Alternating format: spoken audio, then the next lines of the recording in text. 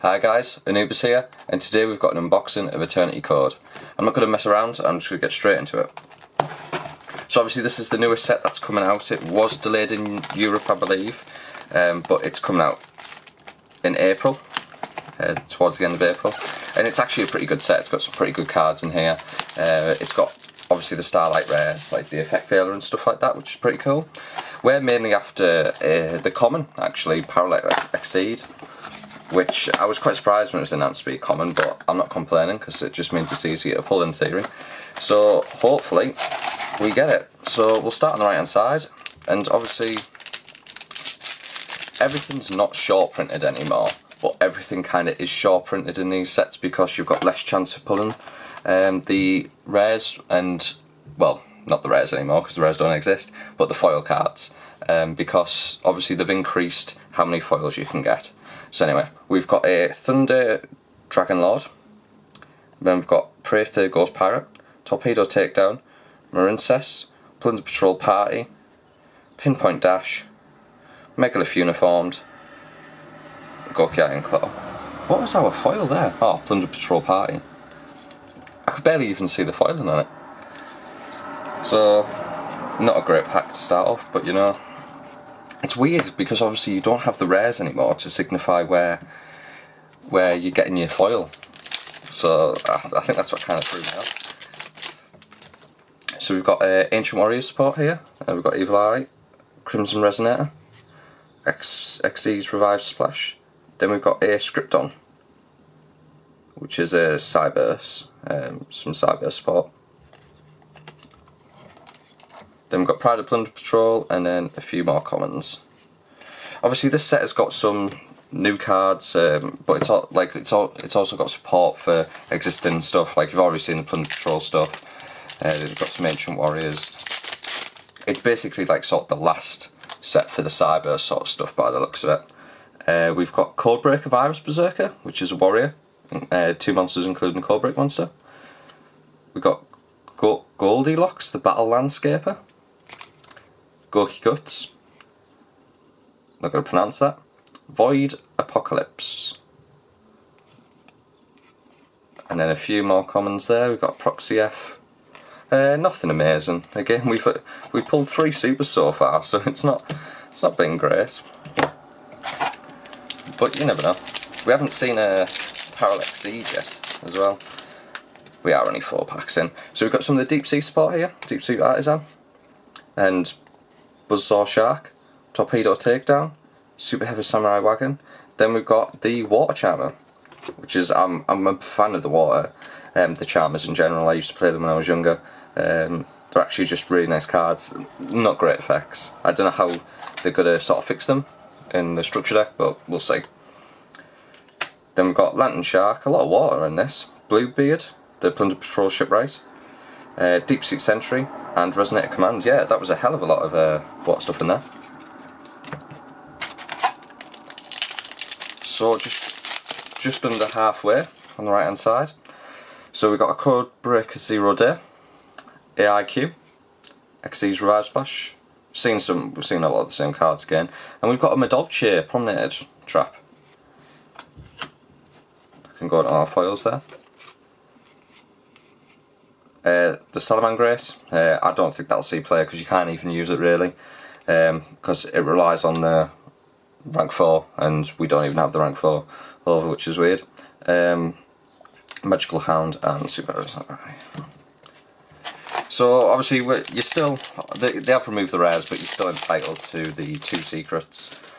So we should in theory get 1 on each side, but we'll see how it goes. We've got our first Ultra, a Madolche Salon. And then we've got a Splash Mage, which is 2 Cyberse monsters, Noctivision Dragon, Pride of Plunder Patrol, Deep Sea Mistral. I really hope I haven't cursed it because we haven't seen a Parallel Exceed yet.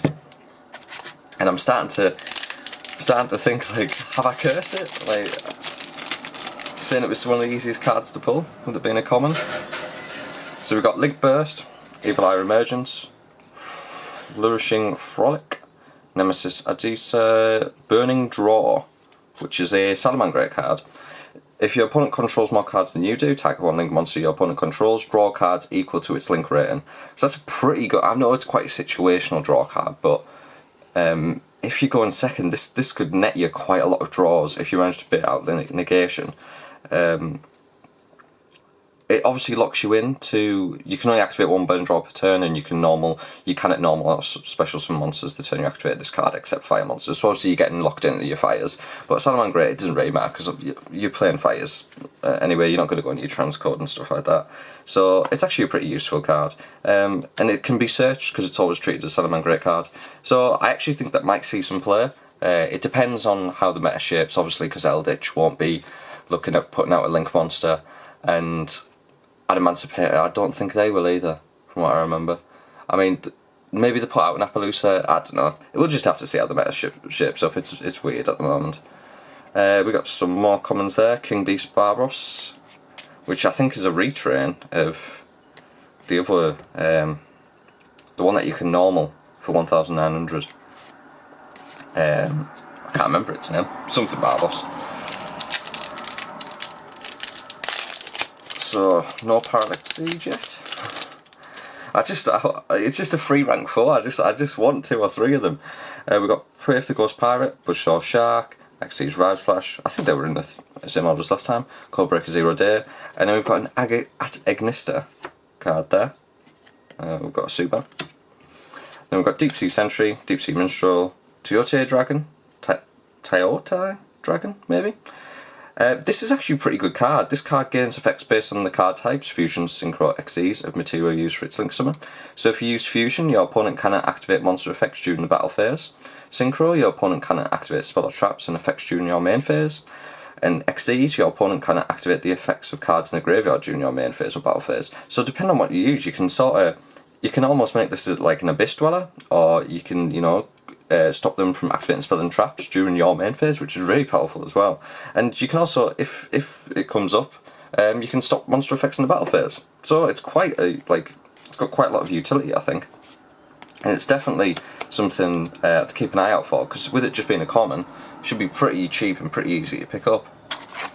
And it's never bad to have a couple just lying around, just so you've got them. So we've got a Codebreaker Virus Swordsman. There we go, Parallax Seed, the first one we've pulled. Another 2 more and we'll get our play set. Ancient Warriors for some Shrang. It feels weird chasing a common. Necrocrypt Prism. And then we've got one of the Generator, Boss of Storms, sorry. The artwork on this guy is pretty cool, but I don't really like the Generators. They're not my sort of deck. But they can do some cool things. I just think they are quite susceptible to hand traps. You can say that about a lot of decks, to be fair. So this is the third last pack on the right hand side. So we haven't got a secret yet. AIQ, Praef the Ghost Pirate, Golden Head the newest Plunder Patrol, Gorky Guts. Then we've got Rose Girl, which is a plant tuner. If face up plant monsters you control is sent to the graveyard, except during this damage step, you can special summon this card from your hand. If a plant monster is on the field and this card's in your graveyard, you can add this card to your hand. Oh, so it's essentially like a free special summon. That's pretty cool. And it's a tuner as well, so you can sort of synchro summon a plant monster and then add it back with the following turn. Because you can only use one Rose Girl effect per turn, only once on that turn. It would be absolutely busted if you could use both. But it's a pretty cool card. Then we've got Red Familiar, Lantern Shark. The Shark spot looks pretty cool. Bluebeard, the Punch Patrol Shipwright, and Ancient Warriors Saga.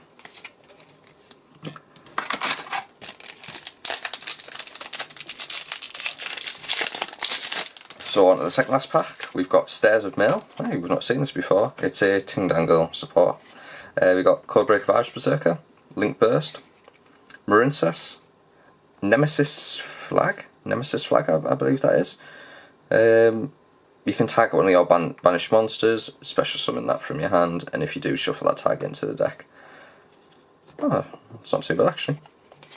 I've not actually seen that card out, that's what it goes for, so. Got a Performer Pal in here, Turn Trooper. Oh, another Gorky card, Gorky Ironclaw. And Rainbow Zone. Last pack on the right hand side. So we've got Goldilocks Battle Landscaper. Obviously we're seeing a lot of the same cards here. We've got another Generator card. It is the Shadow of the Generator bosses. King Beast Power Boss. Yeah, we're seeing, like I said, we're seeing a lot of the same commons, so I'm just going to start applying through the commons. Right, so no secret on the right hand side, so let's hope we get 2 secrets on the left. And if we're extremely lucky, a nice star foil. Bushhawk Shah, Crimson Resonator. Bushhawk Shah seems to be the second card all the time. Gorky Guts, Witchcraft Patronus, Red Familiar, Trias, Deep Sea Sentry.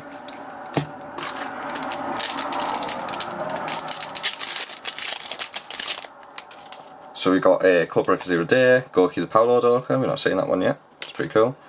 Thunder Dragon Lord, Necromancer Prism, another Agnista card. And yeah, we've seen all that before.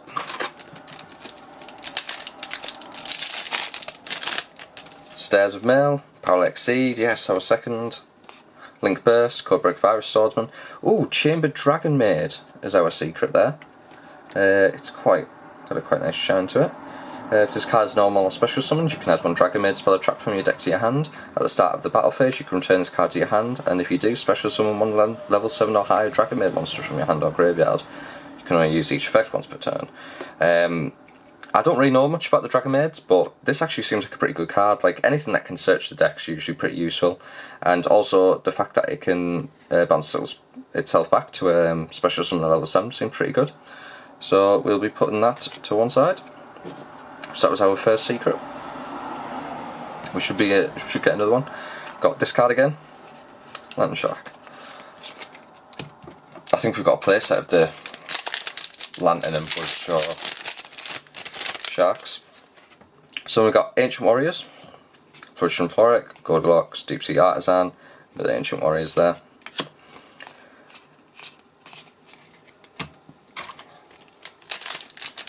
I've never pulled a star foil, so it'd be amazing to pull one, but they're obviously super rare, so got another Generator. They're obviously super rare to pull. I think that you get 1 every 2 cases, so definitely not the easiest to pull. We've got Crimson Resonator. Yes, our player set of Power Exceed, finally. The worry, we can all take a deep breath and a sigh of relief. Oh, we've got a Deep Sea Prima Donna there, which is the Synchro. It's also a tuner itself, which is pretty cool. We've got a Lantern Shark, Unchained, Twins, and then just some more commons. The Deep Sea Prima Donna, your opponent can't attack at Synchro once that you use this card as material with monster effects. You can only use each of the following effects of Deep Sea Prima Donna once per turn. You can target one of your opponent's banished cards, add it to their hand, or special summon 1 level 4 lower water monster from your deck. And if you do, add that target to their hand. Also, you sort of trade an advantage there. It won't matter if you're trying to OTK or anything though, really, with it. If this card is sent to the graveyard, you can target 1 banished card shuffled into the deck. It seems that can be used, and obviously it's a tuner as well, so you could use it to further extend your players. So we're down to the final 6. We've got Link Burst, another Power Exceed, so we've now got our playset +1. Malice, Lady of Lambent. Pretty cool looking card. Obviously it's based on like Lady Lurth, I believe. Quick effect, you can tribute 2 monsters and tag one of your normal traps that is banished or in your graveyard, set that target, place it on the bottom of the deck when it leaves the field. Yeah, so it's essentially the opposite of Lilith. Lilith obviously tributes 1 monster, can be itself to set a trap. So it's kind of like the opposite, you can recycle that trap from the graveyard, which is actually pretty cool spot. And some more commons. If we manage to pull a... I don't even know what the value is on the secrets. I haven't even looked into it, so it's a surprise what we get. Bushhawk Shark, Plunder Patrol, Ships Shipping. The Plunder Patrol cards, like, they look so cool, but the names are just so hard to say. I think it'd be funny in a duel. Yeah, we got the Ancient Warriors, and then Gorkenko and stuff like that. The Plunder Patrol actually looks like a pretty good archetype though. Obviously with the new support, you've got the fusion and stuff like that. It looks pretty good. Gravedigger Trap Hole is our second secret. When your opponent activates a monster effect in their hand or graveyard, or when your opponent's banished monster effect is activated, negate its effect, and if you do, inflict 200 damage to your opponent. So this is basically a counter to hand traps, and it burns them for 2000, which isn't bad at all. I don't know how much play it'll see, we'll have to see, obviously, when we actually get back to dueling properly. But it seems like a pretty good card on paper. Obviously it's a bit slow, you won't be able to use it on your first turn, but if you have it set, it seems like a pretty good card. So that's our 2 secrets. So we've got the last 3 packs.